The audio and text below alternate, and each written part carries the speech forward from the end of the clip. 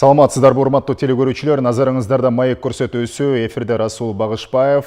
Бүгүн биз коомдогу кырдаалга байланыштуу жана өлкөнүн мындан аркы келечек кадамдарына окумуштуу илимдин доктору, профессор, академик Жамин Акималиев менен баарлашып, эмнелерди сунуштайт, мындан аркы кадамдарыбыз кандай болушу керек, негизи эле интернетте тарап жаткан айрым маалыматтар, ошол эле учурда коомдук тынчтыкты, азыркы жаңыдан орноп келе жаткан стабилдүүлүктү бузууга аракет кылган башка бир айрым күчтөргө эмне дейт? Биз кененирээк маек программасынын алкагында баарлашалы.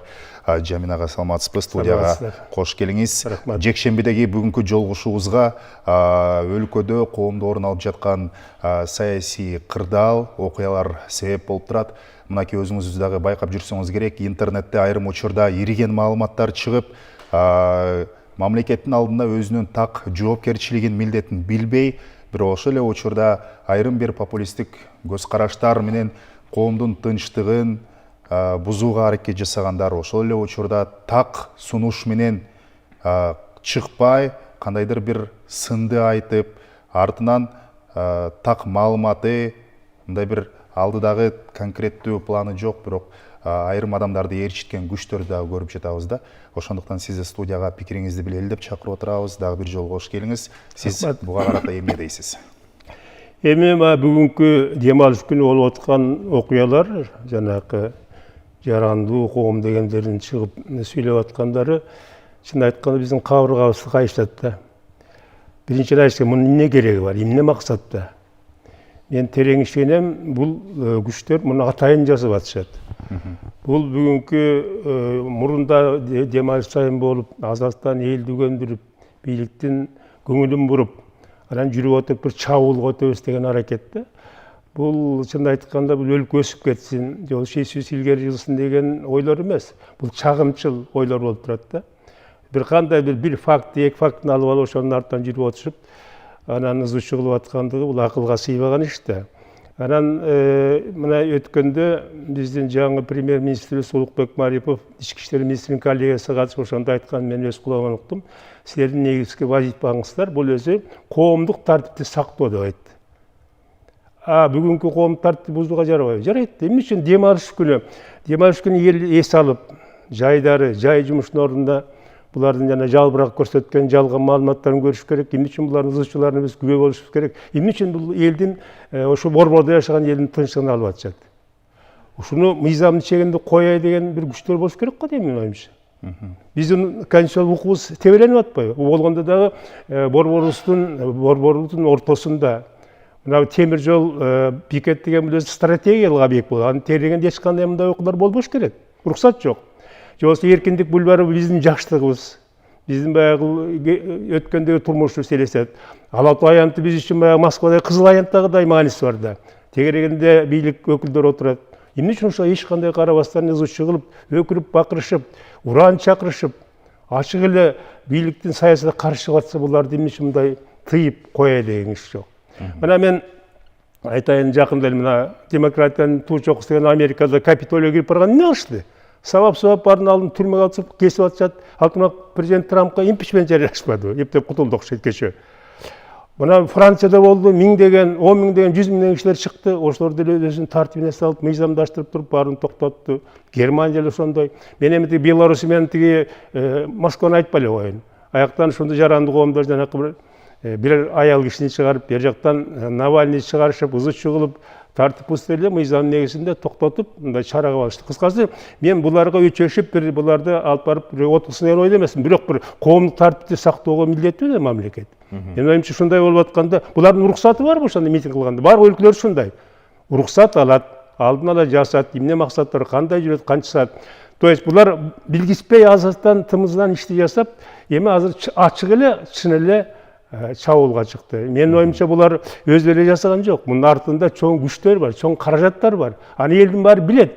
Кайдан келип аткан. Мында ушундай иштерди уюштурда мен айтып коеюн, биздин мурун өлкөнү башкарып жүргөн кишилер да бар. Мурдагы саясатчы да бар. Ошо тымыздан туруп алып, буларды алдыга жылдырып коюп туруп, өздөрүнүн жеке максаттарын ишке ашып, жаңы келген эми Садыр Жапаровдун иштегенине жармай боло элек го. эмтен кандайча мындай бир мындай пикир айтууга болот. Анын ордуна жардамдаш керек да. Ошол эле жарандык коомдор өздөрүнүн ачыгын айтып, макул сындасын, бирок сунуштарын берсин да. Макул биз ушинтип атабыз. Мунун кандай жолдору бар деп айтыш керек. Жок. Баягы каралоо, баягы эле кетсин. Уже кетсин дегенге чейин бир азат. Бул эми акылга сыйбаган. Менин оюмча биз бийлик дагы, коомчулук дагы, биз дагы мындай ушуларга мындай карама каршы туруп, күчтүү күч жеңет деген бар. Бирок мен эски саясатка түшүнүп калдым, булардын ою башкача. Булардын келечек ойлогондо башкача. Булар ачык эле азыркы келген бийликти келечекте барып кулатсак деген оюн мен бүгүн түшүнүп калдым да. Ошон үчүн мен оюмча бул боюнча коомчулук да, бийлик дагы тийиштүү чараларды кабыл алыш керек деп ойлойм. Анткени себеби жок эткенде эме кылычтын ташка чаап болуп калып жүрбөйлү. Ошон үчүн мындай иштерге да алдын алыш керек да. Буларга да жооп бере турган бир күчтөр, адамдар болуш керек деп ойлойм да. Жамин Акималиевич, биз эркин демократиялуу өлкөбүз деп атабыз. Эркин өлкөдө мындай сын пикирлердин дагы айтылып турушу, ачык пикирлердин жазылып турушу, массалык маалымат каражаттарында бул мындай бир нормалдуу эле көрүнүш катары кабыл алсак болот. Бирок ошол эле учурда так конструктивдүү сунуш бергендер болбой атат да. Бүгүнкү күндө эркиндикти ээн баштыкка алмаштыргандар көп болуп атат. Эмне үчүн мындай бүгүнкү күндө ушул буга эмне себеп дейсиз жана эмне күнөөлүү деп ойлойсуз? Себеби дегенде мындай бир так кимде ээрчээрин билбеген дагы азыр келечек муун өсүп келатат да. Кайсы Эми бул эркиндик деген, азаттык деген, демократия деген бул сөзсүз ар кайсы адамдын укугу, бирок жоопкерчилиги бар да. Демократиянын бир бөлүгү жоопкерчилик. А булар бир жагынан алып алышпадыбы? Укугубуз бар, демократиядан пайдаланып туруп, туу кылып алып туруп, айтсак айта беребиз.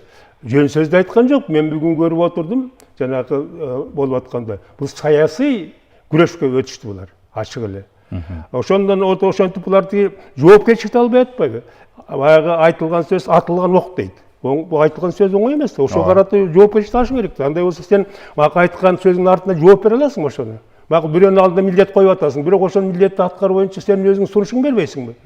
Айыл чарбасы болобу, өнөр жайы, социалдык, маданият болобу, бар жанагындай сунушуңду бер. Жолдош президент, мен туура эмес мынандай иш кыл деп айтпайбы. Жок, жөн эле куруу неме жамандоо, куруу жала жабыш, эптеп эле ушунун артынан баягы элден айланса болот, баягы калкайчы калп айтпайбы. Эл деген бул толкуп турган көлгө окшош да. Ошолордун пикирин, балким Садыр Жапаровдун мурдагы талапкерлерин тартып алып туруп, бара-бара ушуну күчөтүп, элдин сөзү эсиме келет. Баягы учкундан өрт жаралат деген, жалын жаралат деген. Ошондой болот да, азыр учкунду кое берип кой асастан, анан жүрүп отуруп көбөйсө да бир жарылып кетсе да эмне, булар эмне дагы 4-чү төңкөрүштү карап турушабы? Бул жерде жоопкерчиликти албай атпайбы? Укууну айтат, бирок жоопкер айткан сөзүңө жооп бергин да, же болбосо өзүңүн сунушуңду бер. Андай болбосо, анда унчукпагын. Кыскасы булар ачык эле жаңы бийликке каршы чыга башташты, ошону бүгүн кадимкидей эле даңазалашты да. Ошон үчүн менин оюмча бул окуяларга мындай көңүл бурбай койгон туура болбойт. Мен башкаларды мындай айттым жанагы мисалдарды, бирок бизде мыйзамдын чегинде ушундай бейбаштык, мындай жумшак айтканда, бейбаштык чагымчыл иштерге каршы турууга толук укугубуз бар биздин. Мынакей азыр президент расмий түрдө кызматка киришкенден кийин бир нече жарлыктарга кол койду. Мамлекет башчы өз сөзүндө дагы аймактагы жашоочулар менен жолукканда ар бир саат бир кылымга тете убакыт мен үчүн деп мындай бир ишке кадам таштаганга белсенди да. Ушундан улам сурагым келип атат, мамлекеттин мындан аркы кадамына, мамлекеттин ишине ар бир жаран кандай көмөк бере алат? Ар бир жаран көмөк берүүгө милдеттүү. Эми башкасын айтпасак да, башкасын коюп манасты айт дейт. Мына биздин азыркы чыгып аткан жарандык күчтөр. Эмне үчүн жакында эле болгон шайлоонун жыйынтыгы менен эсептешпейт? Садыр Жапаровду президент кылабыз деп 80%га жакын шайлоочулар добуш берди го. Бул демократиянын шартына мындан күчтүү далил боло албайт. Ошо америкалыктар ушулар айтып атат го, шайлоону таза өткөргүлө. Биздин шайлоонун жыйынтыгын алар таанышпады, мойнуна алышпады, баары куттукташты. Баары континентти куттуктады. Нема таза өткөрдүк. Анан жана президенттик башкаруу боюнча 83% добуш берет эл деген бул кайда, кайсы өлкөдө бар? Жок андай деген. Демек эл өзү көтөрүлүп, колдоп ушинтип аткандан кийин Анан азыр Садыр Жапаров ушу жарым ай жетпесе да орчун иштер жасап койбоду. Мен жанакы өзүң айтып кеткен жарлыктарды айткым келбейт. Алдын ичинде баардык тармактар боюнча болот, маданият боюнча да, айыл чарбасы боюнча да, каражат боюнча да анын баардыгы мыкты. Бирок ошол жарлыктардын аткаруусу механизмин гана аныкташ керек. Ал өкмөттүн токтому болуш керек. Ошонун негизинде ар бир жарлык боюнча өкмөттүн токтомусу ошондо конкреттүү чаралар көрсөтүш керек. Ушуну аткарган кандай аткарабыз, кандай каражат болот, кандай жолдор бар деп. Керек болсо эксперттер чакырсын, биз айтып беребиз. Анан бул киши келелек жатып жаңы өкмөттү түзүп койбоду. Эми башкасын айтпасак, мурун 48 мекеме бар болчу бизде. 48 министрлик, ведомство, агенттик, комитет, фонд, кызмат эле бай каалаган иштерге чыгарып, ошонун ордуна Садыр Жапаров 16га чейин кыскартты азыр. Бул эмне деген канча деген миллиарддаган сомдор үнөм болду. Жанакыл бизде мындай талыкталып калган, топтолуп баягы көнүп калган бюрократияга сок курулду да. Ошонун баары бюрократизм. Ал эми ушу кезде мына Садыр Жапаров келди анда биздин мамлекет чиновниктөрүнүн саны республика боюнча 30 миңге жетип кетти. Эми бул совет орунда бизде кыйын болсо 10 миң партиялык совет кызматкер болсо ошону көп дечүбүз. 30 миң ал эмне кылышып алат? Ошонун баары бюрократия. Элдин сорун жанакы биздин бюджеттин аябай көп жагын ошол коюмда эч кандай жыйынтык талап тоноп бюджет түшүнүп аткан. Ошонун баарын кыскартпады мына 10 күндүн ичинде. Бул эмне иш эмеспи? Мына азыр башкасын айтпасам мен айыл чарбасын министрлиги эч кандай колубуз жок калды эле. Алып келип туруп азыр айыл чарба министрлигине суу департаментин кошуп коюшту. Жер агентствосун кошуп койду. Себеби суу жер болбосо айыл чарбасы жок да. Жолсу ветеринария, фотосанитарлык инспекция өзүнчө бир министрлик болуп аткан, эч кимдин тилин алыш эмес. Аларды айыл чарба кошпойт. Себеби бизде мындай өзүнчө мындай кластер болуш керек да башкаруу. Кластердин өндүрүштү гана эмес, башкарууда да кластер болуш керек. А бизде укуктун баарын тартып алышып эле кайрекчиликтин баарын тартып алышкан. Мына ошонун баарын тартып салып, мына экономика министринин баарын берди, туура кылды да. Баары өзүнчө эле министрлик. Бажы өзүнчө, тиги антимонопольник баарын ошон бириктирип, бул өзү концентрация, күчтүн баарын бирге топтоп, бюрократ аз болсун, элге кызмат кылсын деп, анан экинчиден айтыш керек, кадрдарды тандоодо бул жер негизинен туура болду. Азыркы келген министрлердин көпчүлүгү мен билем, булар көпчүлүгү жаш, орто жаш, бирок тажрыйбалуу, таза, ана элге кызмат бере турган кишилер келди. Эми булар жаңыдан эле баштап мурдагы эле чыкты токтом, 12-сине туурабы, тиги өкмөттүн жаңы курамы турат. Эми киришели деп атсалар, узулчу болуп турса, бизде өлкөдө туруктуулук болбосо, муну душман да жасабайт да. Бир ойлошсо болот жоопкерчиликте. Эмне биздин мамлекеттин жараны болуп атышат, биздин абадан jutуп, биз менен кош иштеп жатат. Эми ошонун ордуна жардам берүүнүн ордуна баягы элди бузуп эле эшикке чыгалы, эмки жумада да чыгабыз деп отурсаңда биз кантип иштейбиз? Жаңы бийлик кантип алдыга жылат, өлкөбүз кантип өссүн? Эми жетишет дейт ойлосом баары. Буга менин оюмча караманчылык. Себеби күчтүү күч гана жеңе алат. Мен балким оройрога күчтүү күч жеңе алат. Буга да карама каршы турган бизде мындай күчтөр, коомчулуктар болуш керек да. Биз баарыбыз туура болгон жерин туура болгон жерин биз өзүбүздүн сыныбызда айтып келет, ага айтабыз. Бирок азыркы бийликке иштешине, элдин тынч жашашына шарт түзүү баарыбыздын милдетибиз деп ойлойм. Көп учурда баарыбыздын эле каалаганыбыз ынтымак, коомдун стабилдүүлүгү, өлкөнүн тынчтыгы болуп жатат. Бирок тилекке каршы бири-бирин каралоо, ушак айың, жамандоого келгенде ушул мекендин кызыкчылыгын, өлкөнүн кызыкчылыгын унутта калтырып, ар кимиси мындай бир өзү аралашып кеткен жаман нерселерге учурлар көп катталып атат да.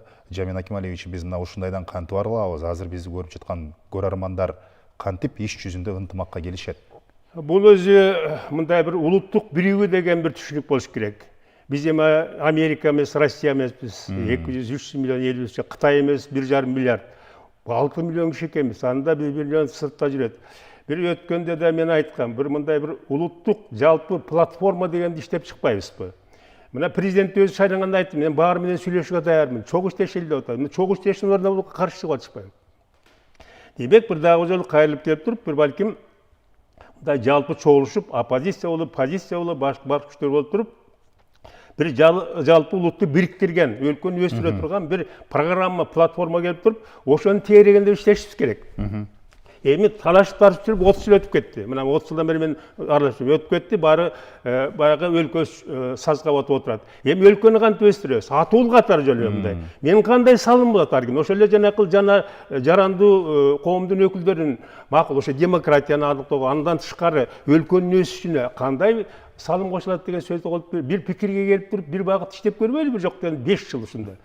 Ошондо эле мынакей буга боюнча көп Кытайды алып көргөй кандай болуп атат. Мисалы Түштүк Кореяны алып көргөй кандай акыбалдан чыгып кетти. Туурабы? Японияны алып көргөй Жапония. Ой, алардын саясат менен иш жок экен, мен 3 жыл болдум. Өзүнүн чайын ичип эле, тамагын ичип эле, балыгын жеп эле, көчөдө эле жыргап эле ойноп жүрүшөт. Ар ким өзүнүн милдетин аткарат экен, тигиндей мындайдын ызычы жок мынакей. 80 миллион эли бар ушундай. Эми ушинтип бир биримдикке келбейбизби? Анан ушинтип талашып берсек болобу. Бул өзү жалгыз бийликтен көз каранды эмес, жанакылардан да көз каранды. Эми айтып талашып беришке болгон жокпуз да. Булар күндөн күнгө сайын мындай күчөп атышат да, биригип атышат.